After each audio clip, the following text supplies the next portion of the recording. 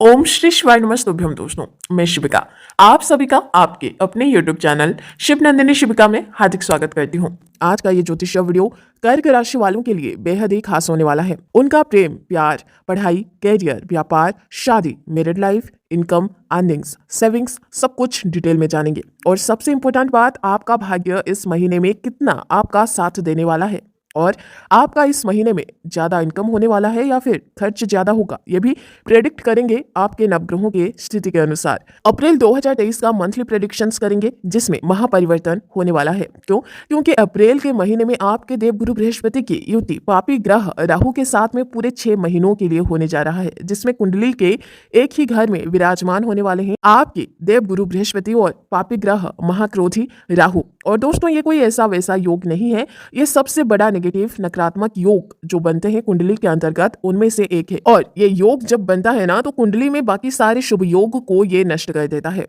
इसके साथ ही सूर्य देव भी अपनी पोजीशन चेंज करने वाले हैं। वैसे तो 6 महीनों का ये टाइम पीरियड होगा, जिसको कि गुरु चांडाल योग भी कहा जाता है, यानी कि कुंडली के एक ही घर में गुरु और राहु का एक साथ में होना उसे गुरु चांडाल योग कहा जाता है, जो कि अब पूरे 6 महीनों के लिए बनने जा रहा है। परंतु आज की इस वीडियो में सिर्फ और सिर्फ अप्रैल महीने के बारे में प्रेडिक्शंस करेंगे। सो दोस्तों, stay tuned till the end. आगे बढ़ने से पहले आपको बता दूं कि ये प्रेडिक्शंस आपके जन्म की राशि चंद्र राशि पर आधारित होगी। दोस्तों, जब अप्रैल महीना शुरू होगा तो आपके राशि से नवग्रहों की स्थिति कुछ इस प्रकार से रहेगी, जैसे कि आप यहाँ पर खुद देख पा रहे हैं। दोस्तों, आपके 10th हाउस में विराजमान रहेंगे राहु के साथ में बुध और शुक्र। कुंडली के 12वें घर में मंगल, 4th हाउस में केतु ग्रह, 8th हाउस में शनिदेव, वहीं 9th हाउस में विराजमान रहेंगे सूर्य के साथ में आपके देवगुरु बृहस्पति।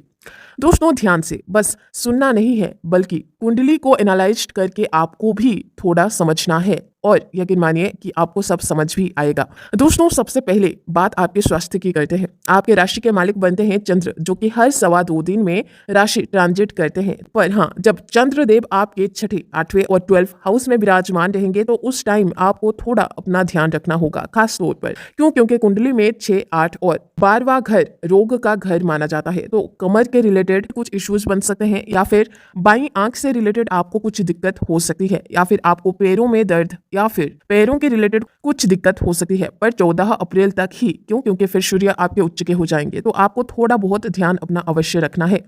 अब बात विद्यार्थियों की करते हैं और आपके प्रेम, प्यार और रिलेशन की करते हैं। दोस्तों, दोनों का ही, जी हाँ बिल्कुल, प्यार के साथ साथ पढ़ाई का भी घर कुंडली में 5th हाउस ही होता है, जिसके मालिक बनते हैं आपके मंगल, जो कि आपके 12th हाउस में विराजमान रहेंगे, यानी कि व्यय के घर में, यानी खर्च के घर में। वैसे तो 12th हाउस कुंडली में ध्यान भटकाने का काम करता है दोस्तों, तो स्टूडेंट्स के लिए काफी टफ तो नहीं कहूंगी, पर थोड़ा सा टफ टाइम होने वाला है। क्योंकि एक तो पढ़ाई में मन लगेगा नहीं, ऊपर से ये भी रियलाइज होगा उन्हें कि वो अपना 100% नहीं दे पा रहे हैं, तो ये सिचुएशन थोड़ा बन सकता है। इसके साथ ही पढ़ाई में कुछ कमी का अनुभव भी आप खुद करेंगे। चलिए अब बात करते हैं आपके रिलेशन की। दोस्तों, मंगल बैठे हैं व्यय के घर में, जहां पे सिर्फ खर्च होते हैं।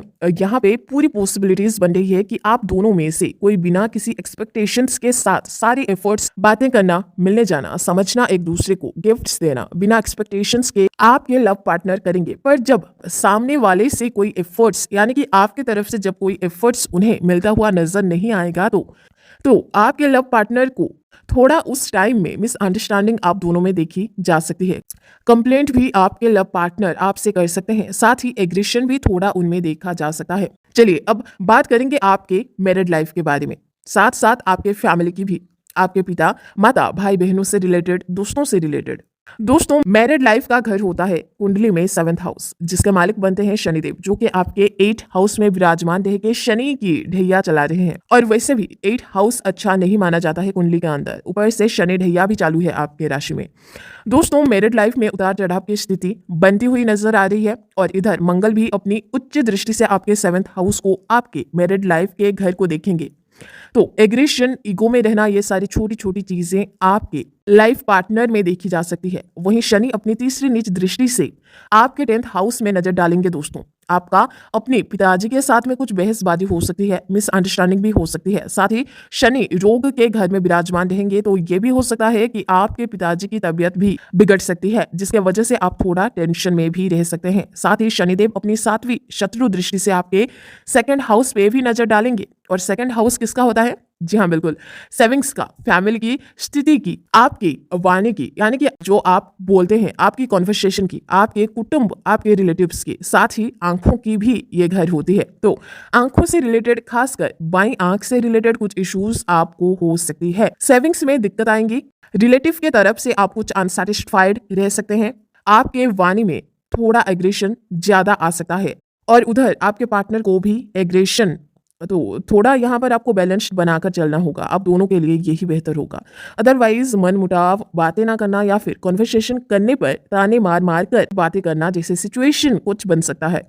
वहीं जिनके बच्चे हैं वो भी थोड़ा अनसेटिस्फाइड रहेंगे। क्यों? क्योंकि शनि अपनी 10वीं शत्रु दृष्टि से आपके 5th हाउस को देखेंगे, तो विद्या बुद्धि में कमी तो आएगी। पहले ही कह दिया है मैंने, पर जिनके बच्चे हैं वो थोड़ा सा परेशान हो सकते हैं अपने बच्चों को लेकर। वहीं इस महीने में आपके भाई बहन आपसे खुश रहने वाले हैं और कोई अगर आपका शत्रु है तो उसमें विजय आपको आपके मंगल दिलाएंगे।